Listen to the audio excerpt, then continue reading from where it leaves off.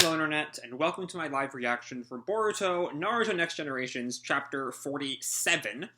When we last left our heroes, the fight between Kashin Koji and Jigen continued, with more hints to Koji's true identity, which I still think is a genetically modified clone of Jiraiya, but I've heard rumors that it gets revealed this chapter, so we'll have to wait and see. Meanwhile, Amado continued to describe what exactly the Otsutsuki do and what a kama is. We find out that a kama is like a data backup of the Otsutsuki that then the Otsutsuki can implant in a person to eventually take that person over. Amado knows no way to stop the process except for maybe killing the person, which is bad news for both Boruto and Kawaki. Also, Amado has now been granted asylum and has promised to tell Naruto and company how to kill an Otsutsuki. So yeah, with that, let's jump right on into number 47, Predestined Fate.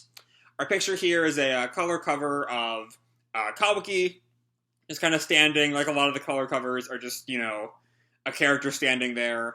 And we see his prosthetic arm there, too. Anyway, so we see in the fight, when we last left the fight, Koji had summoned real flames, non-jutsu flames from another location that Jigen could not absorb with his kama. And so that's what we're kind of seeing here, with the fire burning around Jigen. Boruto watches.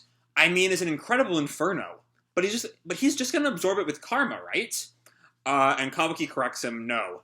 Those flames aren't created using chakra. They're natural, as in real flames. Jigen shouldn't be able to absorb them. And Boruto just, like, watches in shock. Koji, hits the ground, but it looks like either way, Jigen is still absorbing the flames? Yeah, we see Jigen alone in the flames, and they're kind of being sucked into him, it looks like. Or maybe he's just, immune to fire? I'm not sure which. Anyway. Kawaki looks at that. No way! And Boruto calls out to Kawaki, hey, looks like he is absorbing it. And Sasuke corrects him, no he's not. He's actually shrinking them. He's making the flames smaller, using his special ability. Oh, okay, that's a neat trick. A little cheating, but you know, it makes sense. That's actually a really cool application of the shrinking ability. I would not have thought of that. But we see that Jigen is it looks like he's straining. Or at the very least, very annoyed. And Amado watches it. The Sukuna Hikuna, Isshiki's secret jutsu. It can shrink almost anything, and restore it almost instantly too. The only exception is living things. He can shrink himself, but no other living thing. Otherwise, anything goes, even flames. And Shikamaru, is kind of, put off by that knowledge. What a simple but fearsome ability. So how does Masked Guy plan to deal with it? And Amado responds, oh, we anticipated this happening, of course. In fact, that's why we chose to strike now. And we see Jigen's continuing to shrink the flames. But just then, something hits Jigen in the chest. I can't tell what that is. Looks like it might be some kind of, I don't know, tailed beast looking thing? Maybe? I'm not sure. I honestly don't know what that's supposed to be. But anyway, Koji hits the ground, and Jigen thinks, gah, Jigen's body has reached its limit. It won't last much longer. I'm reaching the dregs of his remaining chakra, too. And then something happens now, and it looks like he catches on fire again? Maybe? I'm not quite sure how. And Naruto notes, what the? He's starting to burn again. He'd barely started recovering from his battle against the two of you, so it's impossible for him to continuously shrink the eternally burning fire of the flaming mountains right now. Okay. So I had assumed it was just an eternally burning fire because of natural conditions. How you hear about wildfires that last for days or weeks or months, right? Like we saw in... How long ago were the California wildfires? I feel like a year. It's been a year, right? That's been longer than that. But like that. But it looks like it's some kind of magic fire that just burns anyway, because there isn't really anything in this stone room that would contribute to it continually burning. But it overtakes Jigen. Jigen is burning up. And Koji, rests on one of the pillars. Everyone watches the screen. Naruto comments, "Seems like a rather abrupt end. This is the way to kill Otsutsuki?" And Sasuke turns to Naruto. "Are you even paying attention? You're still a dunce." "Huh?" And Shikamaru looks at Sasuke a little annoyed. "Have you not been listening? He's got karma." And Boruto kind of freezes at that. "As long as they have karma, the Otsutsuki don't die. They'll keep on resurrecting." And Naruto just looks at Sasuke, putting the pieces together. "Otsutsuki Isshiki. Currently, he's got Jigen and Kawaki, two vessels implanted with karma. In short, he can come back to life twice." And Boruto and Kawaki both take that information in. "Isn't that right, Amado? Based on your explanations. And now you're going to tell us how to take him down given that fact, correct?" And Amado pauses for a moment before responding. "That is correct, Sasuke. You have a good grasp of things. You also mentioned earlier," this is back to Sasuke, "that if Isshiki were to reincarnate in Kawaki's body, rather than the unsuitable Jigen, we wouldn't be able to stop him, and it'd be the end of our worlds." And Amado listens to that. "But it doesn't make sense. If Jigen were to die, taking Isshiki with him, Kawaki would be the sole remaining vessel." And Boruto's figured something out. I'm not quite sure what he's figured out, though. "Oh? We'd be playing right into Ishiki's hands. Isn't that right, Amado? Well, isn't the solution then just kill Kawaki? I mean, that's not going to happen because this is a shonen manga. But, what Amado will probably suggest is just killing Kawaki." Anyway, Amado just listens to him. "Bastard, don't tell me. This whole thing was a setup for Isshiki from the get-go? That's not how I figured that out, Shikamaru." And Kawaki kind of runs off. And Boruto and Sumire call after him, "Hey, Kawaki!" Kawaki goes into the room and confronts Shikamaru and Amado. And Kawaki uses his arm to, I guess, grab Amado. Maybe not, because Sasuke gets ready his sword and cuts off the extendy arm. And we see the claws kind of fall around Amado. And the jutsu's undone. Kawaki still has his real arm though, and he falls to his knees. "Ugh, Kawaki!" And Boruto runs in. "Damn it!" And Sasuke sheaths his sword, and Boruto runs in. "Are you alright? Kawaki! I told you not to come in here." This is Naruto. But Kawaki looks up and glares at Amado. "Long time no see, Kawaki. You seem well." "Amado, you bastard! What are you plotting?" "I don't appreciate the accusations. It's a simple misunderstanding because it's complicated. Just let me finish explaining and you'll see what I mean." And Shikamaru turns to him. "Go on and spill it then. But nice and simple so we understand." And Amado pauses and turns back to the screen. "Jigen will likely burn to death in a few more minutes, along with Isshiki inside of him. When Otsutsuki dies, the transfer into one's vessel begins automatically. Even Isshiki himself cannot control it. It's a strict karma rule. And though Jigen and Kawaki are both vessels of Ishiki's, Jigen's karma has had enough time to have completed extracting. So Jigen is fully ready to be used as Ishiki's vessel at any moment. Whereas Kawaki has still not finished the process. Just like with Boruto, his Otsutsukification is in progress, but won't be done for some time. I do like the fact that we now have a term, Otsutsukification. Anyway, in short, he cannot be used as Ishiki's vessel yet. Both Boruto and Kawaki take that in. So you're saying, if Jigen dies now, and Kawaki can't be used yet, Isshiki won't be able to come back for a while, at least until Kawaki completes becoming a proper vessel. And Boruto looks up at Shikamaru. "Wait a sec," and now he's putting the pieces together. "Don't tell me. You're planning to kill Kawaki before that happens." Kawaki and Naruto both take that in. And Amado pauses. "Well, that is one option. So there's clearly a second option." Naruto snaps at him. "Not funny. I ain't gonna allow that." "Calm down. It's about time. Let's turn back to the feed." And they turn back to the screen, where the fire looks like it's starting to fade away.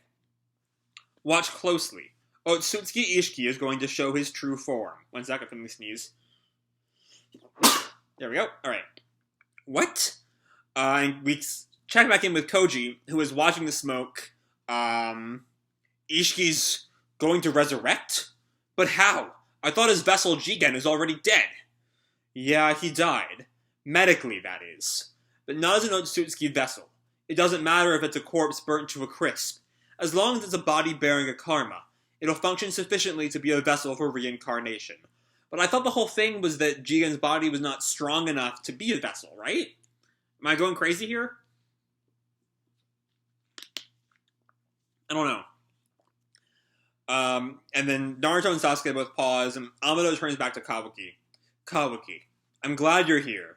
There's something I wanted to confirm with my own eyes. And Kawaki glares up at him. What? The phenomenon about to happen to your body. Boruto looks at him in shock and confusion, and Kawaki's arm starts to throb. Ugh. Naruto looks at him in shock. What's wrong, Kawaki? And Sasuke just looks down. And we see the karma start to activate, like the whole tattoo going all up his arm. Ugh! And I was like up through his eyes.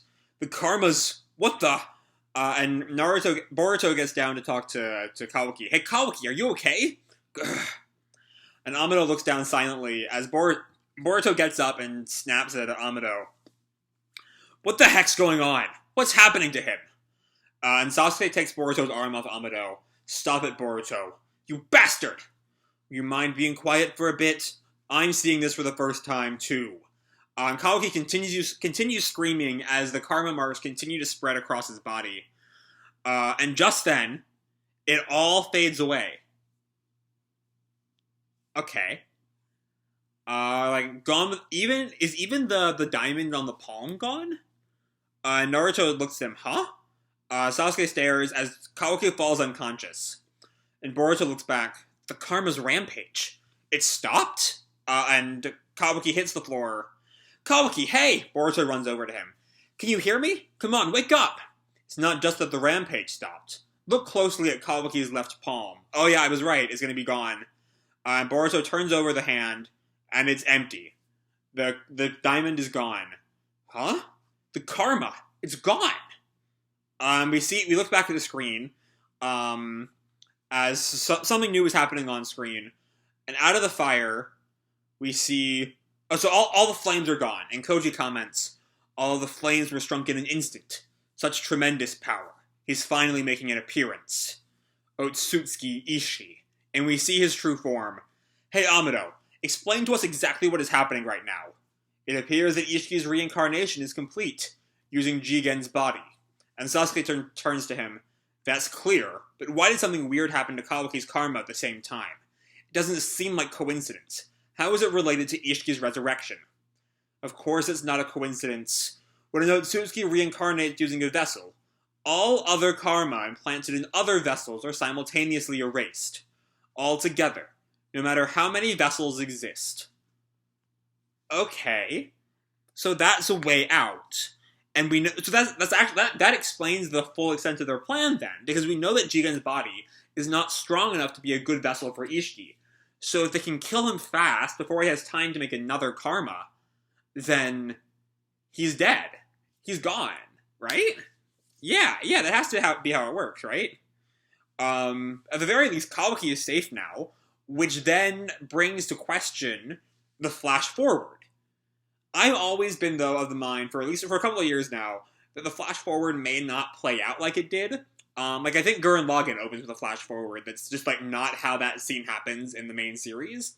I think it's when Team Gurren goes to fight the anti-spirals near the end of the series. There's, some notable differences between that scene and the first episode scene. And so I always kind of figured the flash forward would be kind of like that. How we don't actually...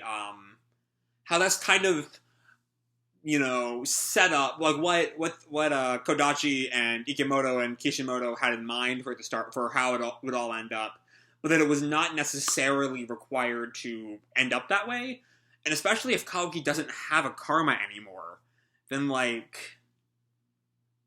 Isshiki could always give him another karma if he survives this, but if he doesn't survive, Isshiki has to survive this. Ishiki's the main villain, isn't he?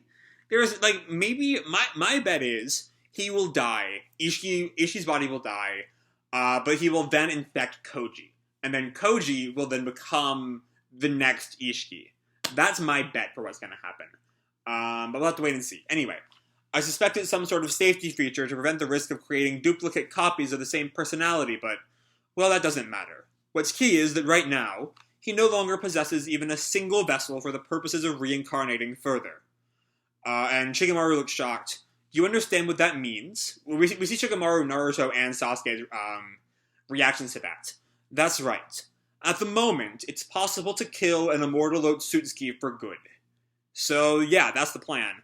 And we see Isshiki's, reincarnated body. We can still see, interestingly enough, little, pieces that look like Jigen in him, which is a really nice touch, I'd say.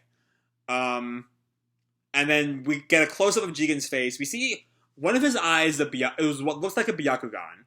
The clear whiteness, the no discerning features of the eye. The other is some kind of symbol I can't really make out. I don't know what it's supposed to be. Some new kind of eye jutsu? I don't know. Anyway, Koji says to him, "We finally meet, Otsutsuki Isshiki." And Jigen Isshiki kind of pauses, and then shrinks the pillar behind Koji. And Koji kind of falls, but he lands on his feet. He glares up at Isshiki, and we see that all of the pillars, it looks like, have kind of pyramidal bases dug into the ground, and so now Isshiki has shrunk them all and can use them as spears. And yeah, we see Koji looks behind him as he makes another one, and then he turns one of the Rene Sharingan chair,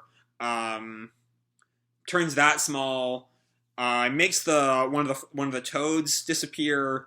He gets rid of the camera toad. Okay. I guess that means that the scout frog wasn't a real thing. Wasn't a living thing, I mean. But yeah, the footage cuts out. The footage! Gah. The scout frog was done in. And Naruto, because he's figured out who Koji is, or he thinks that Koji is related to Jiraiya, he asks, "Is Kashin Koji alright?" The plan was mostly fruitful. We were successful at dragging Isshiki out using Jigen. Koji has served his function. And Naruto looks back at Amado. You mean he's not going to make it? That was never part of the plan. We wouldn't be jumping through such hoops if Isshiki were someone who could be easily defeated.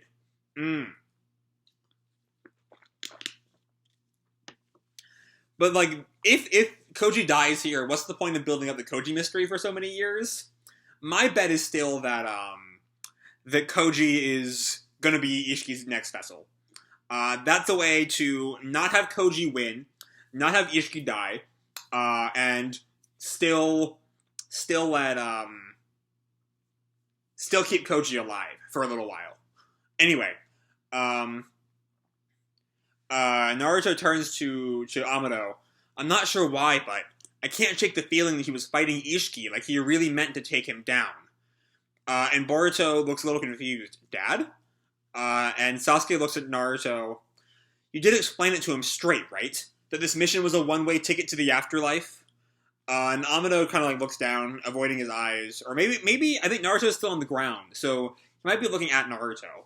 What's your point? Why are you so bothered? I don't know. I truly can't figure out why I'm so concerned about him.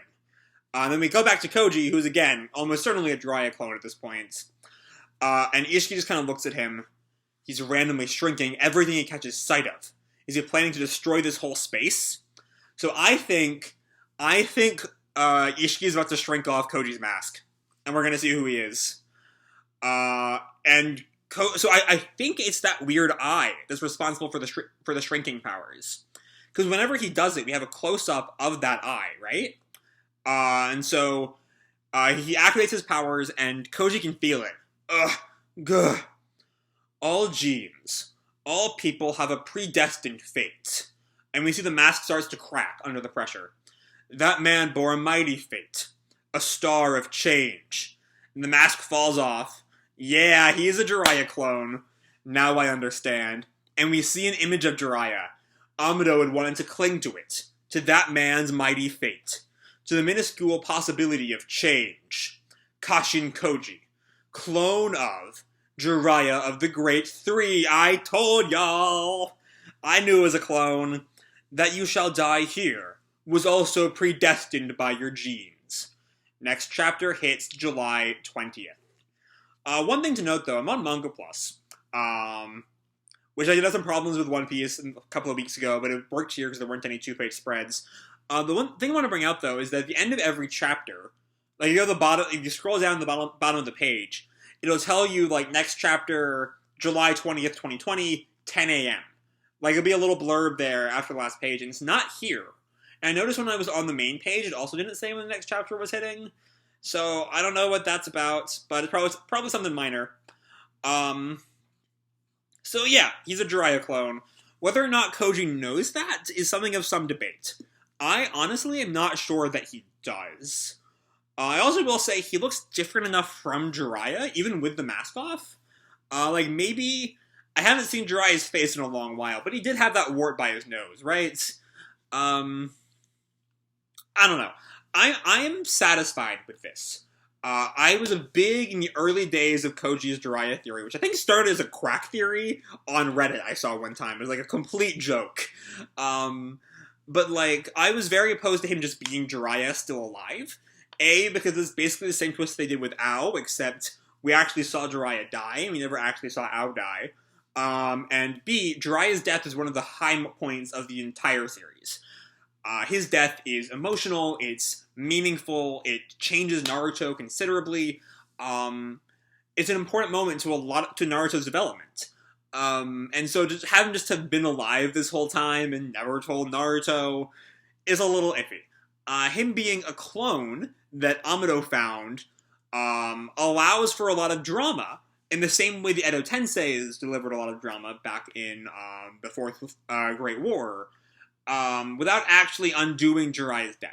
So, given all of the Jiraiya hints, this was by far the best way to go about it. But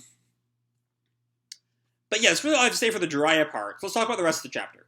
So, Kawaki is fine, for now. The flash forward is anything to go by. He will get his karma again.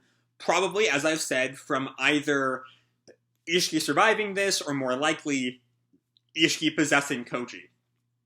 Just because, again, I think to reveal he's the clone of Jiraiya, and then just kill him off, without anyone besides Amado knowing he's the clone of Jiraiya, is just not good. Like, Naruto especially needs to know that Koji is the clone of Jiraiya. Koji will probably die at some point, I reckon.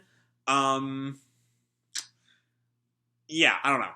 I'm also curious. So I've been watching a lot of Agents of S.H.I.E.L.D. Lately. I'm watching the new season, and I'm kind of wondering which... Because the later seasons of that show, after one of the main characters dies, has, like, the actor plays a bunch of different characters who are all kind of molded after the original. And one of them has all the memories back. They, like, uploaded his original self's memories, and one of them doesn't. But they're still kind of, like, buried deep inside. And a part of me figures that Koji will be like that. That somewhere deep inside, he still has Jiraiya's memories. Like, not, like, just to, foment a personality in him. He's not like a blank slate. He has a bit of Jiraiya's personality, his values. So I think it might be possible for, functionally, Jiraiya to come back. Jiraiya to survive, to, through the body of Koji, become Jiraiya again. Especially because Koji is, not wrestling with some villainous counterpart, as was the case with Sarge in Agents of S.H.I.E.L.D. So I don't know. We'll have to see more about Koji. Now I'm actually done talking about Koji. I just really want to talk about Koji. Anyway, Ishiki's here. And again, as I said during the chapter, with everything that was said about Jigen not being a good vessel for Isshiki, I can't imagine this body will last long. So I imagine he's going to put a karma inside Koji and then, like, leave. So that he has a backup plan. He might survive for a little while, and that way he can still, like, go and infect Kawaki again perhaps before this body gives out, and then he can...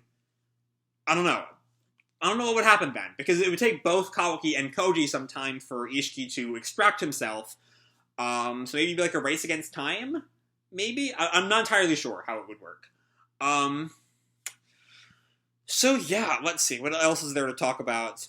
Kawaki is free for now, but Isshiki will definitely try to re-karmasize him. Koji's a Jiraiya clone. We have this new eye! That's the really only other thing to bring up before I call the video off. We have this new eye that seems to be the source of his shrinking powers. Because we see here on, I think it's page 34, we have the shot of his eye, and the pillar Koji's on shrinks. We've got the shot of his eye before the mask shrinks. So yeah, I don't know, I'm kind of curious how, because like, Byakugan and Sharingan and Rinnegan all are kind of tied up in this Otsutsuki legend, from I think it's Hamura gives us, the Byakugan, Hagoromo's line gives us the Sharingan, and then the Rinnegan, when you put the two sides of Hagoromo's line together, the Senju and the Uchiha, you get the Rinnegan. God, when was the last time we thought about Senjus and Uchihas? That takes me back. But